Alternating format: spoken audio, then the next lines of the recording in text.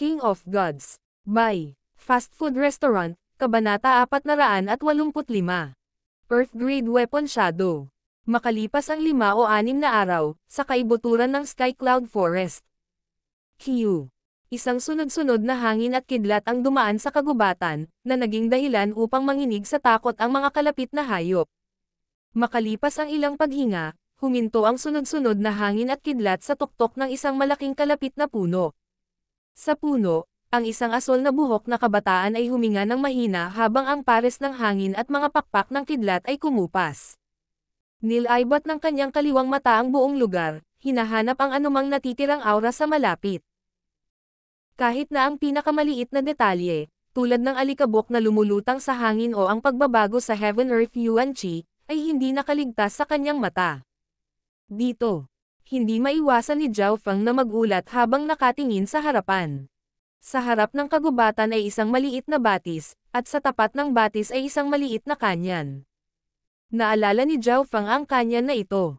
Noon, napilitan siyang mawalan ng pag-asa dito nang dumating si Ran Xiaoyuan at isang mag-asawang disipulo at pinatay ang lobo, na nagpapahintulot kay Zhao Feng na makatakas.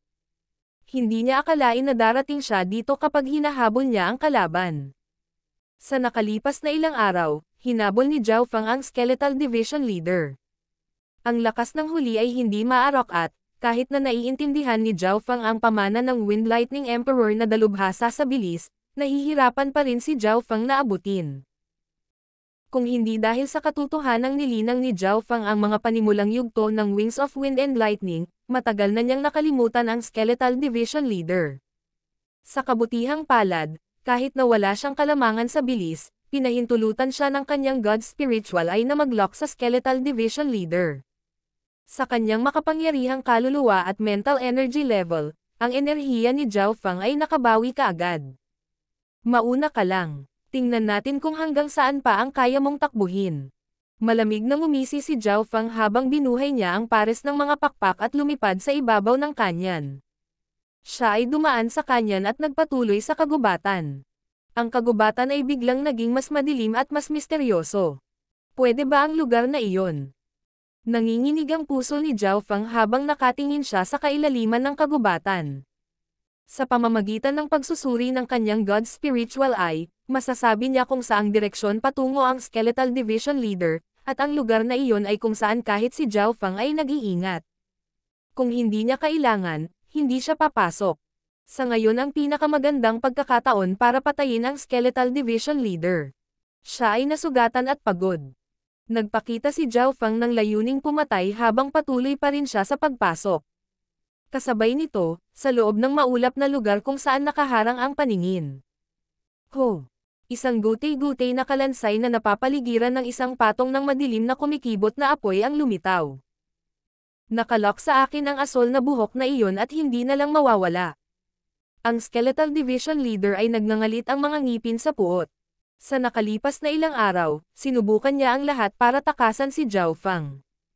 Halimbawa, ang paggastos ng mas maraming Yuan Qi at pagtaas ng bilis.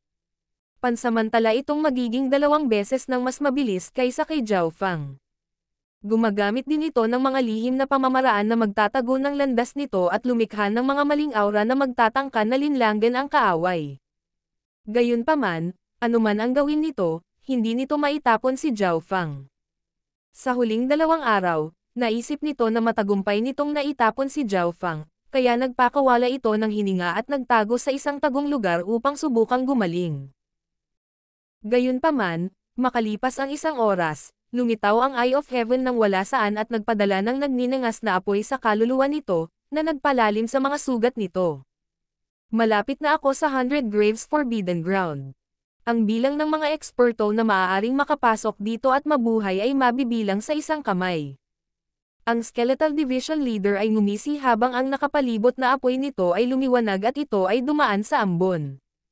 Maya-maya, dumating ang Skeletal Division Leader sa isang lugar ng mga buto. May isang misteryosong kapangyarihan na pumuno sa hangin. Mayroong 100 libingan na nakapalibot sa lupa sa gitna. Sa pinakagitna ay may nakatayong bato na katulad ng isang altar. Kahit ang isang taong kasing lakas ng Skeletal Division Leader ay nakaramdam ng pagkabalisa at lamig nang pumasok ito sa lugar. Pagkatapos ay maingat nitong inilabas ang isang sirang piraso ng Blood Jade. Kahit na ang mga soberano ay hindi madaling harangin ang sumpa kung pupunta sila rito. Sa kabutihang palad, nakapunta na ako dito kasama ang Patriarch noon at may mga paraan upang labanan ito. Ang Skeletal Division Leader ay nakaupo sa gitna ng lupa, ngunit hindi ito nang ahas na lumapit sa mga libingan. Matapos makapasok sa 100 Graves Forbidden Ground, ang puso ng Skeletal Division Leader ay sa wakas ay nakaka-relax.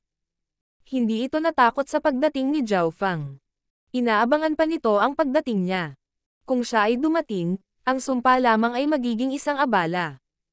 Ayon sa alam nito, iilan lamang sa mga sovereign ang ganap na makaka-address dito nang hindi nasaktan. Ang average sovereigns ay kailangang magbayad ng presyo para makapasok dito. Kalahati ng oras na tumagal upang gumawa ng tsaa mamaya. Hiu. Ang tunog ng hangin at kidlat ay lumitaw mula sa maulap na sona sa labas. Nandito na siya. Tumibok sa tuwa ang puso ng Skeletal Division Leader. Hindi na ito makapaghintay hanggang sa pumasok si Zhao Fang. Hehe, papasok na ako. Isang mahinang tawa ang umalangaw mula sa maulap na lugar nang pumasok siya sa 100 Graves Forbidden Ground. Sa sandaling sabihin ang mga salita, isang asol na buhok na kabataan ang lumutang sa lugar. Wu! Ang kapangyarihan ng sumpa ay nagtangkang sirain si Zhao Fang. Ang kaliwang mag-aaral ni Zhao Fang ay nagkontrata at nagpakawala ng isang tipak ng nakakatakot na aura na pag-aari ng sinaunang panahon, na naging sanhi ng pagkawasak ng sumpa. Talagang naglalakas loob na pumunta rito ang batang iyon. Ano? Aura noong sinaunang panahon. Halos masunog ang puwit ng Skeletal Division Leader mula sa pagkakaupo habang pinagmamasdan si Zhao Fang na mayabang na pumasok. Sa mga tuntunin ng pagharap sa sumpa mula sa lugar na ito, si Zhao Fang ay mas mahinahon kaysa sa Skeletal Division Leader. Hindi na niya kailangang gumawa ng kahit ano, habang ang Skeletal Division Leader ay kailangang bigyang pansin ng sumpa. Nangangahulugan ito na ang lakas ng labanan ni Zhao Fang ay hindi limitado samantalang ang Skeletal Division Leader ay. Ang biglaan at hindi inaasahang pagbabagong ito ay halos umubo ng dugo ang Skeletal Division Leader. Wind Lightning Crackling Strike. Nang walang sinasabi, agad na umatake si Zhao Fang. Boom! Isang malaking talam ng hangin at kidlat ang tumama patungo sa Skeletal Division Leader. Matapos mawala ang Gold and Silver Whip, magagamit na lang ng Skeletal Division Leader ang natitirang braso nito para sagupaan ang suntok ni Zhao Fang. Ding! Napaatras ng ilang hakbang ang Skeletal Division Leader, at may ilang scorch marks ang naiwan sa katawan nito, ngunit hindi ito masyadong nasugatan. Skeletal Division Leader, tingnan natin kung hanggang kailan ka magtatagal sa gutay-gutay na katawan na iyon. Ngumiti si Zhao Fang at sinabing may lubos na pagtitiwala. Sa nakalipas na ilang araw, ang lakas ng labanan ni Zhao Fang ay halos maihahambing sa kalahating hakbang na Origin Core Realm. Sinimulan ni Zhao Fang na gamitin ang mga diskarte mula sa Wind Lightning Stone Tablet sa aktwal na labanan. Sa bawat aksyon, siya ay magiging dahilan upang ang Lightning Yuan Qi sa malapit ay yumangal at sumipol. Higit pa rito, ang kapangyarihan ng bawat galaw ay maaaring lumakas sa paglipas ng panahon habang siya ay lumaban. Sa mga tuntunin ng kaluluwa, si Zhao Fang ay maihahambing sa Origin Core Realm. Ito ay dahil sa epekto ng Wood Spirit Soul Essence at ang layunin ng isa sa kalikasan na natutunan niya mula kay Xin Wuang. Sa mga tuntunin ng layunin, malapit din siya sa pinakamataas na True Lord rank. Ito ay nagbigay daan kay Zhao Fang na magkaroon ng battle power na malapit sa limitasyon ng True Lord rank kahit na siya ay nasa early stage pa lang na True Lord rank. Junior, huwag kang mayabang. Hindi mo ako matatalo. Malungkot ang ekspresyon ng Skeletal Division Leader. Ang lakas ng labanan nito ay mas mahina kaysa 5 o 6 na araw na nakalipas. Sa kabaligtaran, tumaas ang battle power ni Zhao Fang habang patuloy niya itong ginagawang perpekto sa totoong labanan. Pang pang pang. Ang Skeletal Division Leader ay umatras, hindi na nakasabay sa paghampas ni Zhao Fang. Maaaring tanggapin ng Skeletal Division Leader ang mga normal na pag-atake ni Zhao Fang, ngunit patuloy na gumagamit si Zhao Fang ng Eye Bloodline Technique sa mga kritikal na sandali, na mas makakasakit sa kaluluwa ng Skeletal Division Leader. Ang mga nakatagong diskarte ng Skeletal Division Leader ay higit sa lahat ay mga ghost technique na labis na ikinagalit ng mga normal na eksperto, ngunit sa kasamaang palad para dito, si Zhao Feng ay nababanat sa mga pag-atake ng mental energy. Dahil ang kaluluwa ni Zhao Feng ay halos nasa Origin Core Realm level, ang ilan sa mga kilos ng pagpatay ng Skeletal Division Leader ay walang silbi. Magagamit ko lang ang galaw na iyon pagkatapos. Ang Skeletal Division Leader ay biglang nagngalit ang mga ngipin at naglabas ng isang singsing na ginto at pilak. Sa sandaling iyon, tumaas ng kalahating antas ang aura ng Skeletal Division Leader at naging sanhi ng panginginig ng Heaven Earth Yuan Qi. Ang makapangyarihang aura na ito ay lumampas sa True Lord rank at posibleng maihahambing sa pinakamataas na kapangyarihan nito. Ginagamit ang puwersa ng buhay nito. Bumagsak ang puso ni Zhao Feng at nagbago ang kanyang ekspresyon. Ghostbone Giant Spirit. Ang aura ng Skeletal Division Leader ay ganap na maihahambing sa isang sovereign at ang mga buto nito ay biglang nagsimulang tumubo. Sa loob lamang ng ilang sandali, ang mga buto ng Skeletal Division Leader ay ilang palapag at nakipag-ugnay sa itim na apoy. Sa harap nito, si Zhao Feng ay tila isang bata.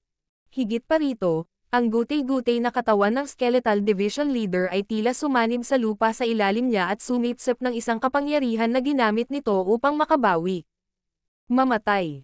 Napakaganda ng aura ng Skeletal Division Leader. Ang bawat kilos nito ay tila sentro ng mundo. Sa ilalim ng estadong ito, dumobol ang lakas ng labanan nito at maaari nitong mapatay ang pinakamataas na True Lord rank sa isang hit. Kahit na dumating si Elder Bai, malamang na hindi niya maharangan ang isang suntok mula sa Skeletal Division Leader. Nakakatakot na kapangyarihan. Si Lu Tianyi mula sa Pure Moon Spiritual Sect ay nasa antas na ito lamang. Nanginig ang puso ni Zhao Feng. Sa kritikal na sandaling ito, hindi siya umatras. Isang bahid ng pagkabaliw ang lumitaw sa kanyang mga mata habang ang linya ng dugo sa kanyang buong katawan ay nagsimulang manginig sa pananabik, na naging kulay asol na nakakapanghina ng buto. Ice Imperial Spear. Pinagsalikop ni Zhao Feng ang kanyang mga kamay at lumitaw ang isang transparent na anino ng Ice Imperial Spear. Weng. Tila nanginginig ang hangin habang ang hindi maipaliwanag na lamig ay nagsimulang mag-freeze sa lugar. Hindi maganda. Paano ito posible? Ang anino ng isang Earth-grade na sandata. Ang nakakatakot na suntok ng Skeletal Division Leader ay nagsimulang bumagal at nag-freeze matapos itong masuntok. Nagsimula itong sumigaw.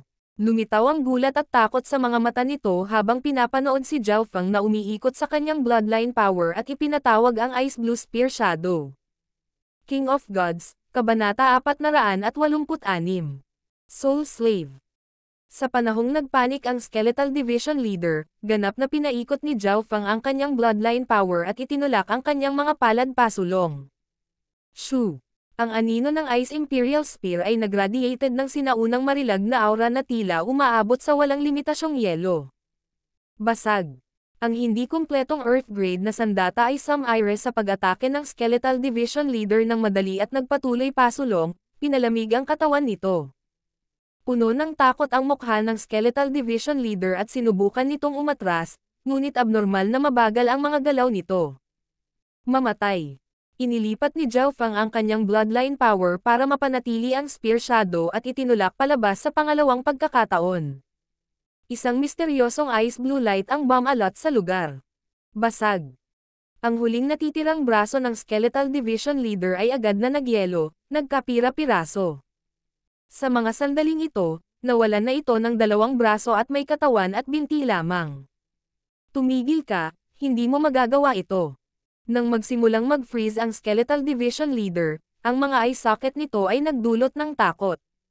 Gumamit ito ng isang lihim na pamamaraan upang mas maipit ang puwersa ng buhay nito. Sinubukan ni Zhao Feng ang kanyang makakaya upang ipagpatuloy ang pagpapanatili ng anino ng sibat, ngunit ito ay nagiging hindi matatag. Ang pakiramdam ng kanyang kapangyarihan drainang ay lubos na halata. Hindi ko mapanatili ng matagal. Habang lumilipas ang panahon, bababa ang kontrol ko rito. Shua.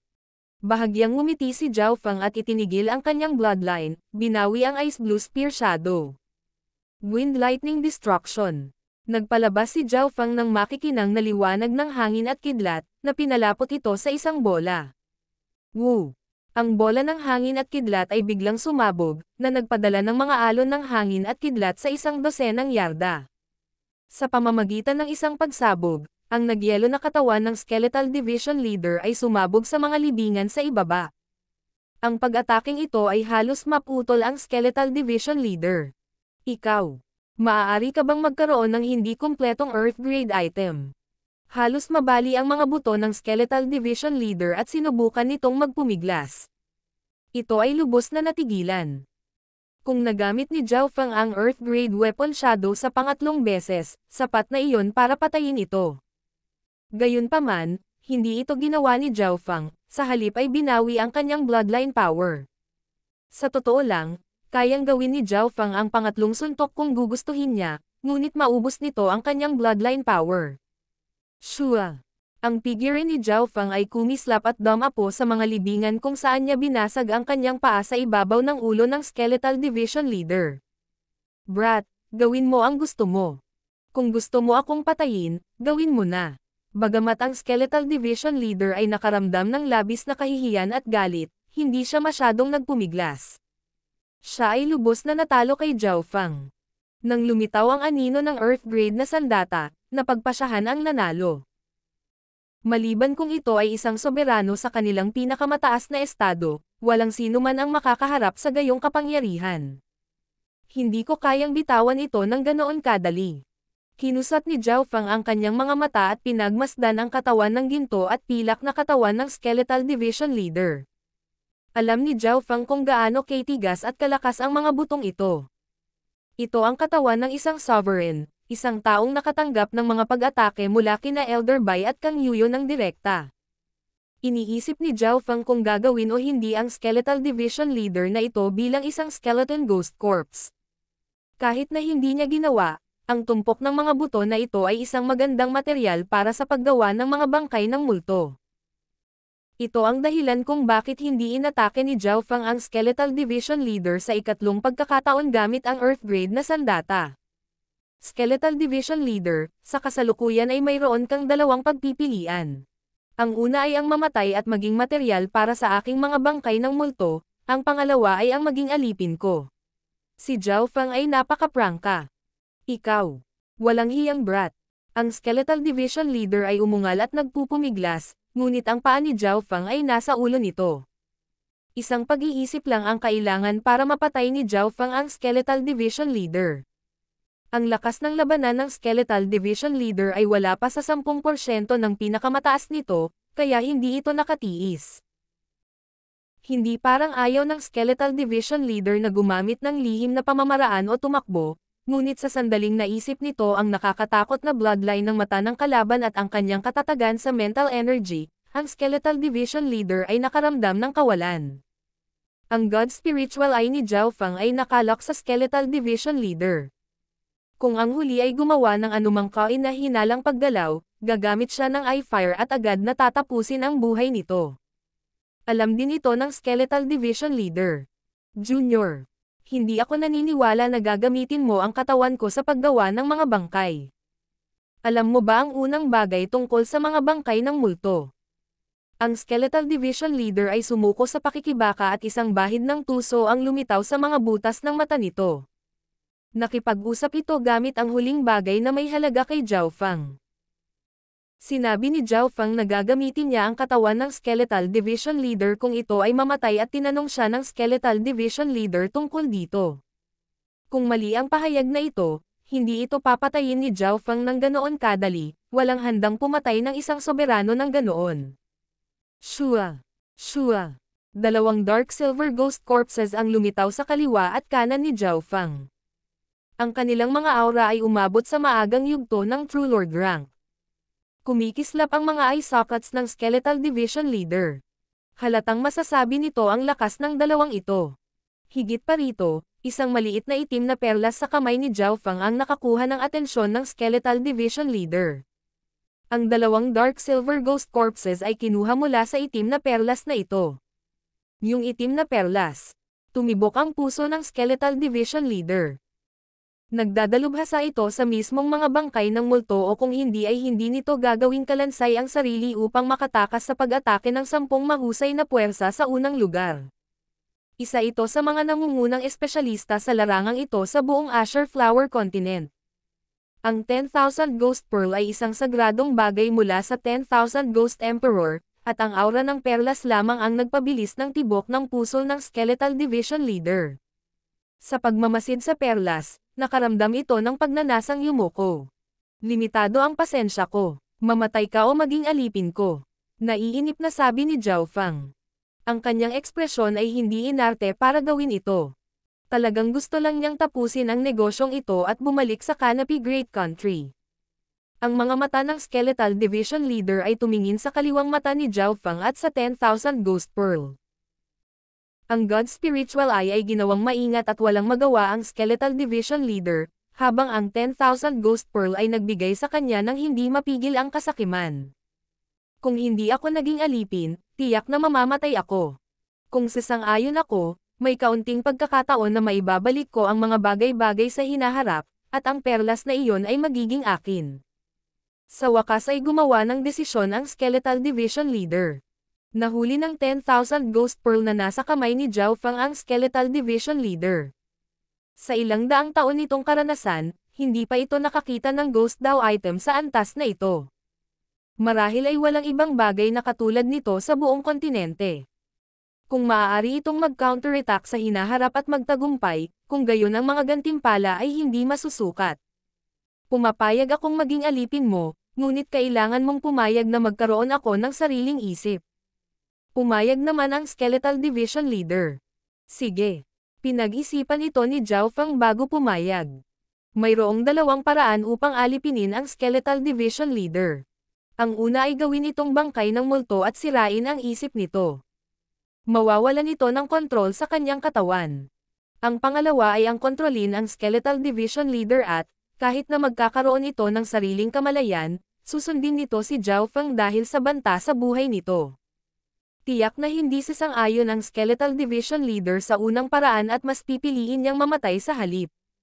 Kung ito ay naging ghost corpse ni Zhao Fang nang walang sariling kamalayan, iyon ay mas masahol pa sa kamatayan. Hindi bababa sa nagkaroon ito ng kaunting pag-asa sa pangalawang paraan.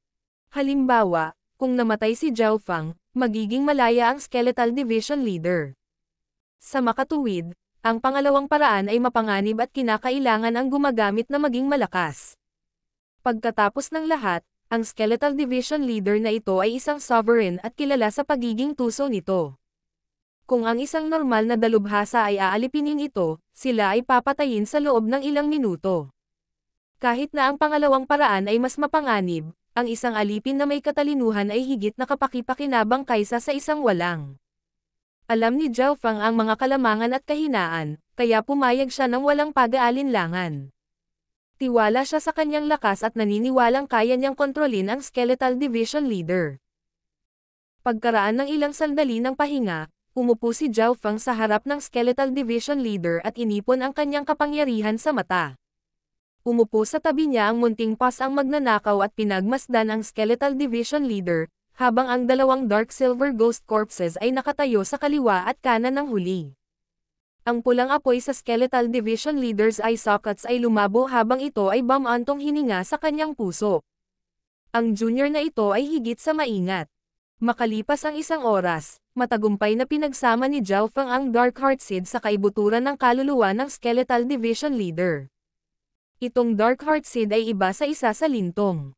Noong nakaraang pagkakataon, pilit na inilagay ni Zhao Fang ang kanyang Dark Heart Seed sa isip ni Lintong at, kung lumaban siya ng sobra, maaari na siyang mamatay. Sa pagkakataong ito, tumulong ang Skeletal Division Leader na ilagay ang Dark Heart Seed sa kaibuturan ng kaluluwa nito. Higit pa rito, ang Dark Heart Seed sa pagkakataong ito ay naperpekto at nagkakahalaga kay Zhao Fang ng ilang dosenang beses na mas maraming enerhiya kaysa sa huling pagkakataon. Nangangahulugan ito na ang kapangyarihan ay mas malakas. Ang paraan ng kontrol na ito ay nagsasangkot ng Dao ng kaluluwa at ginagamit sa isang bloodline ng mata. Ito ba ay ang Dark Eye Forbidden Page? Natakot ang Skeletal Division Leader ngunit hindi nakatiis. Sa kabaligtaran, kinailangan pa nitong tulungan si Zhao Fang. Alam na alam ng Skeletal Division Leader kung gaano kalakas ang Dark Heart Seed. Para itong bomba na anumang oras ay maaaring sumabog. Hindi masama. Tinanggaw ni Zhao Fang ang kanyang ulo bilang kasiyahan. Ang Dark Heart Seed sa pagkakataong ito ay napakalakas at maaaring kunin ang buhay ng Skeletal Division Leader anumang oras na gusto niya. Kahit na nakabawi ako pabalik sa aking pick, ang pagkakataon na masira ko ang diskarteng ito ng tahimik ay mas mababa sa 10%. Napakapangit ng ekspresyon ng Skeletal Division Leader habang nakahiga ito sa sahig. King of Gods, Kabanata 487. Paghuhukay ng libingan. Sa loob ng 100 Graves Forbidden Ground, umupo si Zhao Fang sa mga bunten ng buto at nabawi ang kanyang Yuan Qi. Dahil sa kanyang malakas na mental energy, ang kanyang Source of True Spirit ay napalitan sa loob ng kalahating araw, at ito ay talagang mas malakas kaysa dati. Kung ikukumpara doon, mas mabagal ang kanyang Eye Bloodline Power Recovery Speed. Ang pagpapanatili ng sandata anino ay nangangailangan ng labis na pinsala sa aking kadugo. Hindi ito gagaling kung walang ilang araw na pahinga. Ipinikit ni Zhao Fang ang kanyang mga mata at naramdaman ang Ice Imperial Spear sa kanyang katawan. Ang kasalukuyang estado ng Ice Imperial Spear ay kakaiba, ito ay natutulog. Higit pa rito, hindi lahat ng Earth Grade ay maaaring mag-transform sa isang likido at sumanib sa katawan. Dahil sa espesyalidad ng Ice Imperial Spear, ang likidong anyo na ito ay lubos na nauugnay sa mga batas ng tubig. Dahil dito kaya nagamit ni Zhao Fang ang aura at kapangyarihan ng Ice Imperial Spear. Kahit na ang isang aktwal na sovereign ay hindi makokontrol ang Ice Imperial Spear. Ang mga armas na Earth Grade ay nahati sa mga tier tulad ng lahat ng iba pa, at para mapanatili ng Purple Saint Partial Spirit ang Ice Imperial Spear, tiyak na hindi ito isang pangkaraniwang Earth Grade na armas. Pagkalipas ng 2 araw, halos bumawi na ang Eye Bloodline power ni Zhao Fang. Sa kabilang banda, ang Skeletal Division Leader ay nakahiga pa rin sa lupa at dahan-daang sinisipsip ang hangin ng kamatayan sa loob ng 100 Graves Forbidden Ground para gumaling. Masyadong mabagal. Nagsalubong ang mga kilay ni Zhao Fang. Kailangan niyang bumalik sa Canopy Great Country. Nagsalita ang Skeletal Division Leader sa mapait na tono. Pinagpira-piraso ninyong lahat at kinailangan kong gamitin ang aking puwersa sa buhay. Kakailanganin ko ng hindi bababa sa 1 taon o 2 para ganap na mabawi sa ilalim ng normal na mga sitwasyon, ngunit maaari akong makabawi ng maraming beses ng mas mabilis sa 100 Graves Forbidden Ground. Binuksan ni Zhao Fang ang kanyang God Spiritual Eye at siniyasat ang estado ng Skeletal Division Leader. Napakatigas ng katawan ng Skeletal Division Leader at kayang tiisin ang halos anumang pag-atake ng sinuman sa ilalim ng Origin Core Realm. Gayunpaman, kapag nabali ang mga buto nito, magiging napakabagal na makabawi. Bibigyan pa kita ng 10 araw. Tinansya ni Zhao Fang na sapat na ang 10 araw para ibalik ng Skeletal Division Leader ang lahat ng buto nito. Sinabi rin ni Zhao Fang sa maliit na pas ang magnanakaw na ibalik ang putol na kamay. Meow meow. Ang maliit na pas ang magnanakaw ay nag-aatubili na ibinigay ang braso at ang ginto at pilak na latigo pabalik sa Skeletal Division Leader. Pagkatapos ng lahat, ang Skeletal Division Leader ay alipin ni Zhao Fang at mas makakatulong sa kanya kung mas malakas ito. Natahimik si Zhao Fang bago kumuha ng isang patak ng Elixir of Life. Agad na nagliwanag ang mga mata ng Skeletal Division Leader nang makita ang patak. Hindi ko akalain na magkakaroon ka ng isang maalamat na bagay tulad ng Elixir of Life. Bagamat hindi gaanong mapagaling ng elixir ang aking mga buto, maibabalik nito ang pundasyon ng aking buhay, at kapag gumaling na iyon, tataas ang bilis ng aking paggaling. Tuwang-tuwa ang Skeletal Division Leader nang matanggap nito ang Elixir of Life. Nagsimulang tumaas ang aura nito pagkaraan ng ilang sandali. Tumanggaw si Zhao Fang. Kung magpapatuloy ito, ang mga pinsala ng Skeletal Division Leader ay gagaling sa loob ng kalahating taon at ito ay lalakas pa. Sa panahong ito, nagsimulang maglakad si Zhao Fang sa 100 Graves Forbidden Ground. Nakuha ng malalaking libingan ang atensyon ni Zhao Fang. Si Zhao Fang at ang maliit na pas ang magnanakaw ay dumating sa parang altar na lugar sa pinakagitna noon at nakikiusyoso pa rin tungkol dito. Bumaling ang tingin niya sa Skeletal Division Leader. Marahil ang miyembrong ito ng Scarlet Moon Demonic Religion Upper Echelon ay makakaalam ng ilang sikreto. Ito ay isang teleportation stand na humahantong sa labas, na nilikha ng Patriarch at ilang iba pa ilang daang taon na ang nakalilipas. Mahirap na lumikha kahit noong panahong mayroon kaming lahat ng mga mapagkukunan sa kontinente. Mahina ang boses ng Skeletal Division Leader. Teleportation stand sa labas. Bahagyang tumalon ang puso ni Zhao Fang. Medyo alam niya ang tungkol sa arrays at may mga hula siya noong una siyang pumunta rito, ngunit hindi niya inaasahan na konektado ito sa mga lugar sa labas ng Azure Flower Continent. Ibig sabihin ba nito ay maaari na akong umalis sa Azure Flower Continent at pumasok sa ibang mga lugar? Hindi si Zhao Fang ang palaka sa isang balon mula noon. Nakipag-away siya sa mga henyo ng 2 star na sekta noon at mayroon siyang disenteng kaalaman sa labas ng mundo. Kung ito ay ilang daang taon na ang nakalilipas, oo, ngunit ang teleportation stand dito ay nasira mula sa labanan noon at hindi nagamit ng mahabang panahon. Mahirap sabihin. Bumantong hininga ang Skeletal Division Leader at umiling. Halatang hindi nito alam kung gagana ang stand o hindi. Tumanggaw si Zhao Fang at nagsimulang suriin ang lugar. Meow meow. Ang maliit na figure ng pas ang magnanakaw ay nagsimulang lumibot sa malapit habang ang mga mata nito ay gumagalaw pabalik-balik. Nang muli silang pumasok sa silid, wala itong laman. Isang scroll ang lumitaw sa kamay ni Zhao Fang, na naglalaman ng mga salita na hindi niya maintindihan kahit hanggang ngayon. Ang Three Saints Palace ay naging hindi natitinag sa lugar ng alikabok. Nitong mga nakaraang araw, naakit pa nito ang ilang one-star faction na muntik nang basagin ang Curse of 100 Graves. Ngayon, naubos na ang enerhiya ng teleportation array. Aalis muna itong subordinate. May mga hula si Zhao Fang. Hindi mahirap pag-aralan na ang teleportation array na ito ay nilikha sa tulong ng mga puwersang nasa labas. Sinabi rin ng Skeletal Division Leader na hindi ito kayang likhain ng mga mapagkukunan ng kontinenteng ito. Meow meow. Ang maliit na pas ang magnanakaw ay nagsimulang maghukay sa hindi kalayuan. Weng. Ang buong 100 Graves Forbidden Ground ay nagsimulang manginig habang ang isang makapangyarihang invisible na sumpa ay umahan patungo sa maliit na pas ang magnanakaw. Ang kapangyarihan ng sumpa ay 10 beses na mas malakas kaysa karaniwan, at maging si Zhao Fang at ang Skeletal Division Leader ay naapektuhan. Tumigil, iyan ang pinagmulan ng sumpa ng 100 Graves Forbidden Ground. Malaking pagbabago ang ekspresyon ng Skeletal Division Leader habang sinusubukan nitong pigilan ang maliit na pas ang magnanakaw. Ang mga aksyon ng maliit na pas ang magnanakaw ay labis na walang galang sa 100 Graves Forbidden Grounds, na hinahamon ang kabangisan nito. Hindi maganda. Nakuha ng God Spiritual Eye ni Zhao Fang ang isang bakas ng Invisible Curse Power na umaakyat patungo sa maliit na pas ang magnanakaw. Shua! Inilibot ni Zhao Fang ang kanyang God Spiritual Eye at nagpadala ng tipak ng sinaunang aura patungo sa maliit na pas ang magnanakaw. Meow meow.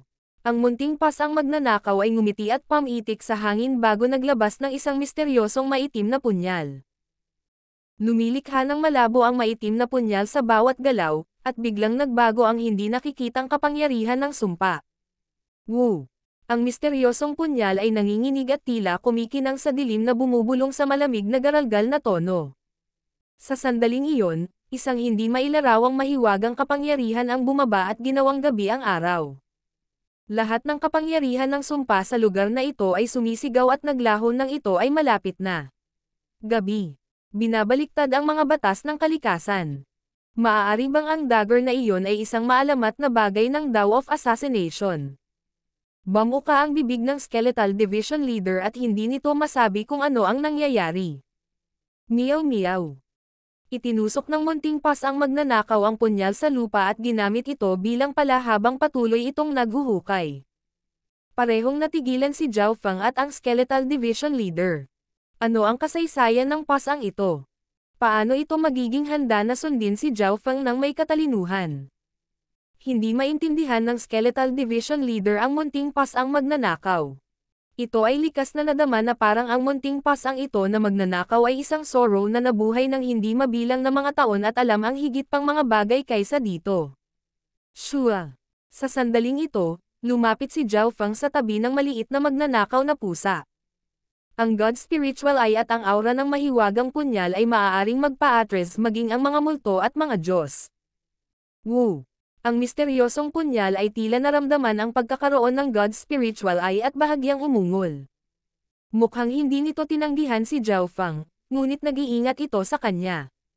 Maaaring mas misteryoso pa ang punyal na ito kaysa sa Ice Imperial Spear. Hulaan ni Zhao Feng sa kanyang puso. Bumalik sa Purple Saint Treasured Palace, ang maliit na pas ang magnanakaw ay gumamit ng hindi mabilang na mga pamamaraan upang sa wakas ay makuha ang misteryosong punyal na ito, at naaalala pa rin ni Zhao Feng ang takot at gulat ng Purple Saint Partial Spirit. Meow meow.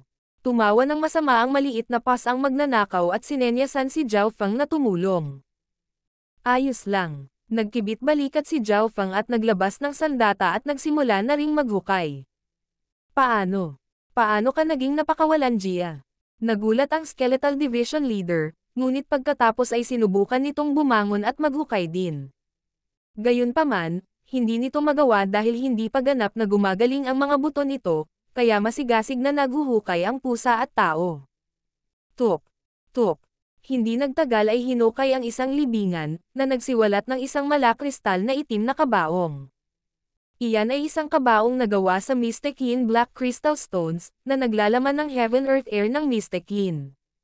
Matagal na silang extinct sa kontinente at bihira kahit sa labas ng lugar. Alam ng Skeletal Division Leader na itong Mystic Yin Black Crystal Stones ay pinagmumulan ng enerhiya para sa mga sumpa. Kung titingnang mabuti ang loob, mayroong isang kalansay na nagliliwanag ng malakas na kapangyarihan at napanatili ng maayos. Kawili-wili. Ang aura mula sa mga buto na ito ay hindi nawala pagkatapos ng maraming taon at mayroon pa ring natitirang aura ng kaluluwa. Dahil ba ito sa Mystic Yin Black Crystal Stones? Si Zhao Feng ay napaka-curious. Sa pamamagitan ng kanyang God's Spiritual Eye, masasabi niya na ang mga butong ito ay may aura na katulad ng kanyang mga bangkay ng multo. Kunin mo. Isang itim na perlas ang lumitaw sa kamay ni Zhao Feng na nagpadala ng kulay abong-ambon, kinuha ang mga buto. Kalokohan, iyon ay True Lord Rank Ghost Corpse material. Ang kalapit na Skeletal Division Leader ay umungal sa puso nito na ayaw. Alam nito na ang 100 Graves Forbidden Ground ay nilikha gamit ang mga katawan ng 100 True Lord Ranks upang lumikha ng napakalakas na sumpa. Hehe. Maghukay ka pa. Tumawa si Zhao Feng. Ramdam na ramdam niya ang pananabik ng 10,000 Ghost Pearl matapos niyang kunin ang isang katawan. Para bang ito ay gutom. Tuk, tuk, tuk. Hindi pinansin ng pusa at tao ang kapangyarihan ng sumpa at nagpatuloy sa paghuhukay. Pinapanood ang makapangyarihang katawan pagkatapos ng malakas na katawan na hinihigop sa 10,000 Ghost Pearl, ang puso ng Skeletal Division Leader ay nanginag. Ano? Ano ang iniisip ng batang ito? Gusto ba niyang lumikha ng hukbo ng mga bangkay ng multo? King of Gods, Kabanata 488. 100 Corpse Plan. Sa umaga ng ikalawang araw, ang mga libingan ay ganap na walang laman. Mayroon lamang malalaking butas na walang laman na amoy dumi. Iniligpit ng tao at pusa ang mga gamit at ngumiti. Ang Skeletal Division Leader ay napunta sa pagkagulat, pagkatapos ay sa inggit at selos. Sa huli, nasanay na rin siya. 100 kalansay. Arg.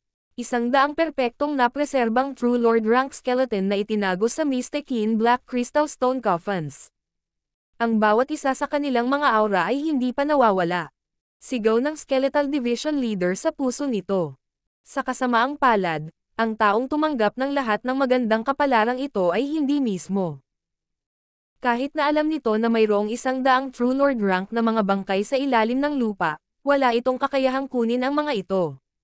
Sa kabilang banda, nagawang mahukay ng isang bata at isang pusa ang pinagmulan ng kapangyarihan ng 100 Graves Forbidden Ground.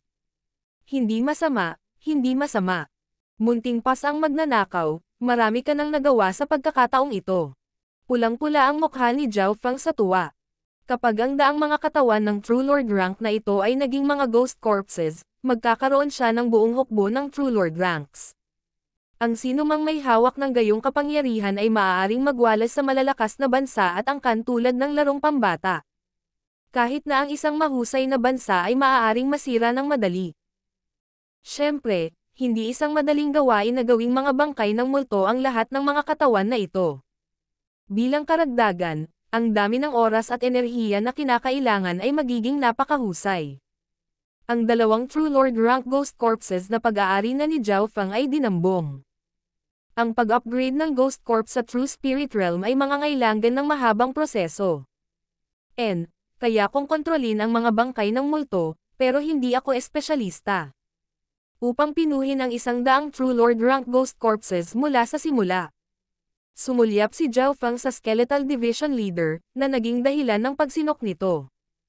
Ilang sandali pa, at ang napakagandang gawaing ito ay magiging iyo. Ngumiti si Zhao Feng at tinapik ang balikat ng Skeletal Division Leader. Nanginginig ang Skeletal Division Leader at halos malaglag ang mga buto nito sa buong lugar. Bagaman ang mga kalansay na ito ay lahat ay may pundasyon ng isang True Lord rank, ang paggawa ng alinman sa mga ito sa isang Ghost Corpse ay mangangailangan ng 1 toneladang pagsisikap at enerhiya. Ang Skeletal Division Leader ay may pusong umiyak. Ginagamit lang ito ni Zhao Feng bilang paggawa. Gayunpaman, kontrolado niya ang buhay nito, kaya kailangan itong sumunod sa kanyang mga utos. Hinawakan ni Zhao Feng ang 10,000 Ghost Pearl at pinagsanib ang kanyang kamalayan dito. Ang 10,000 Ghost Pearl ay mamasa-masa at natatakpan ng ambon. 2 Dark Silver Ghost Corpses ang nakahiga sa sulok at dinadalisay ng hangin ng kamatayan sa loob ng 10,000 Ghost Pearl.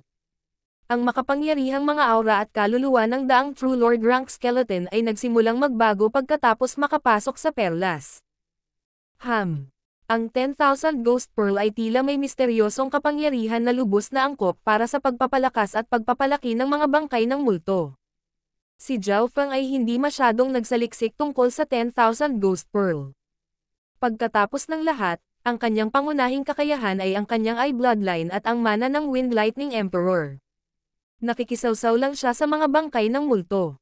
Sa bilis nito, ang daang True Lord rank skeleton na ito ay automatikong magiging Ghost Corpses pagkatapos ng ilang taon, o marahil ay 12-12 taon. Makalipas ang ilang araw, Iron Dragon Strong Country. Sa tigang na disyerto, isang kastilyo ang halos natatakpan ng buhangin. Ang dating napakalaking kastilyo ay nasira, at ang tagwan ng Iron Dragon Alliance ay nawasak. Bukod sa Skeletal Division Leader, ang natitirang upper echelons ng Iron Dragon Alliance ay maaaring nahuli o napatay. Ang mga nakatakas ay hindi sapat para gumawa ng anuman. Bagamat mahigit 12 araw na ang lumipas, marami pa rin ang mga eksperto na naruroon. Nandito pa rin si Old Su, Elder Bai, Kang Yuyo, Lin Tong, at mga kasama.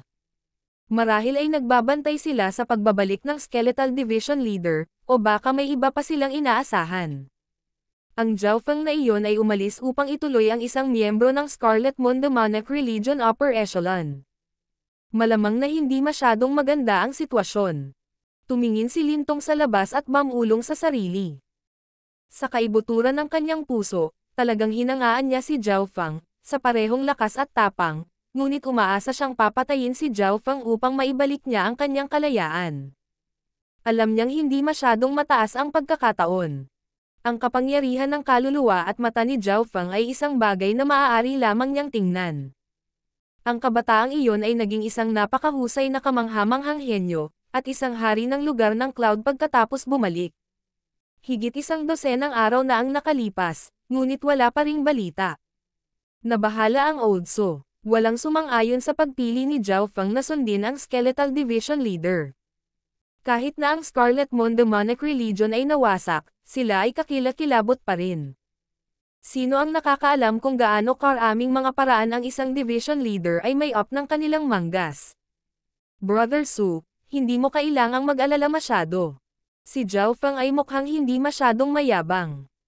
Dapat ay mayroon siyang maaasahan kung maglakas loob siyang ituloy ang Skeletal Division Leader ng mag-isa. Bahagyang ngumiti si Elder Bai. Wala siyang pakialam sa buhay o kamatayan ni Zhao Feng, ngunit iniisip niya kung anong uri ng pagpatay ang gagawin ni Zhao Feng pagkatapos bumalik mula sa hindi kilalang mana. Sa gabing ito, isang makinang na arko ng kidlat ang bumungad sa kastilyo. Bumalik na ako. Isang alon ng hangin at kidlat ang umihip sa kastilyo. Nakaramdam ng kaunting kilig ang Old Su at ang mga kasama, ngunit kakaiba ang pakiramdam nito. Tumalon ang puso ng lahat habang nakatingin sila sa asol na buhok na kabataan sa hindi kalayuan. Sa wakas nakabalik ka na. Mabuti yan.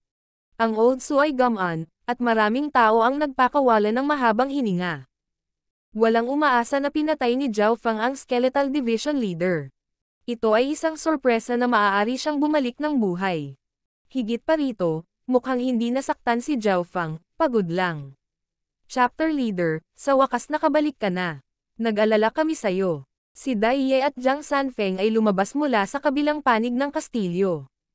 Dumiretso si Zhao Fang sa kastilyo pagkatapos gamitin ang kanyang Eye of Heaven, naiwan ang dalawa. Pagdating nila, nawala na si Zhao Fang. Pagkatapos magtanong-tanong, sinabihan sila na hinabol ni Zhao Fang ang Skeletal Division Leader at nagulat sila.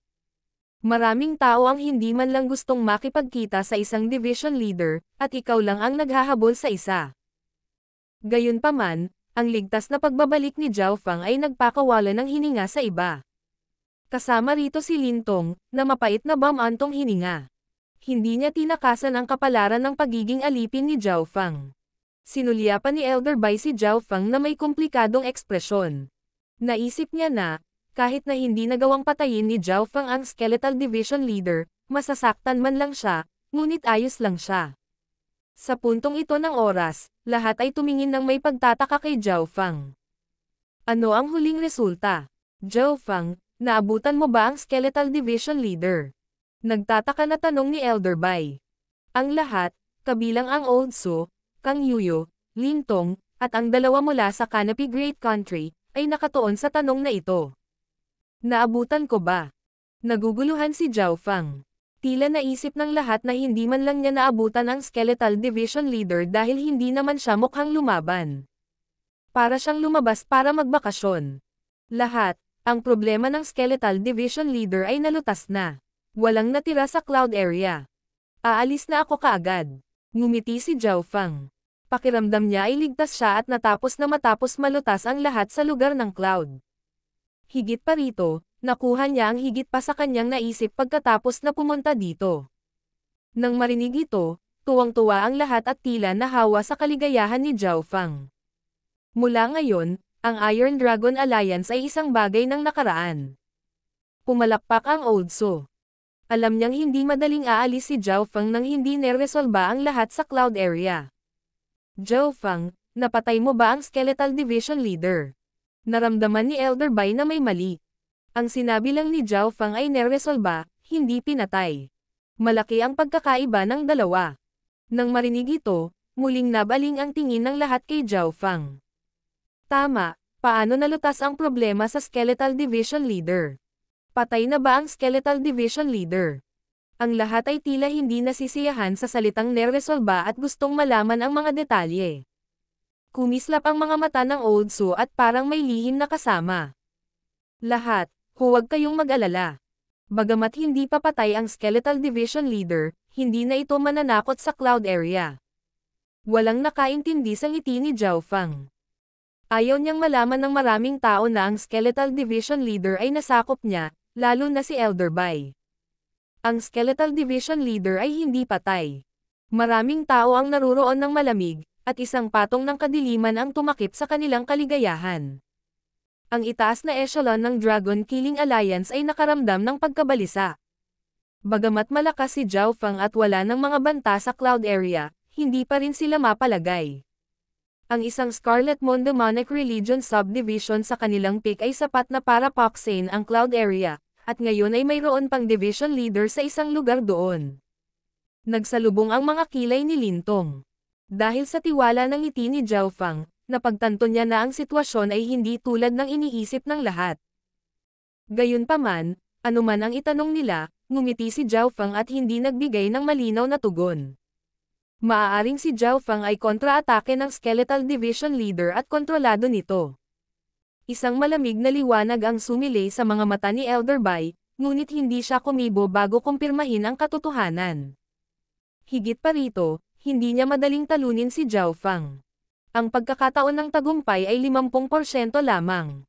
Makalipas ang kalahating araw, umalis lahat sina Elder Bai, Kang Yuyo, at ang iba pa. Sina Zhao Feng at Old Su ay nagsasalita sa loob ng isang lihim na silid sa ilalim ng kastilyo. Brother Zhao, ano ang sitwasyon? Kung aalis ka ng ganito, paano ako magiging ligtas? Tanong ng Old Su. Gusto mong malaman kung nasaan ang Skeletal Division Leader? Tama iyan. Nagngangalit ang Old Su. Hehe, di ba nasa tabi mo lang siya? Isang madilim na ambon ang kumalat sa buong silid. Nang marinig ito, naningkit ang mga mata ni Old Su. Isang pamilyar na kalansay ang makikita sa ambon at dalawang madilim na pulang apoy ang kumikibot sa mga butas ng mata nito. Skeletal Division Leader. Tumindig ang balahibo ng Old Su at muntik na siyang malaglag sa kinauupuan.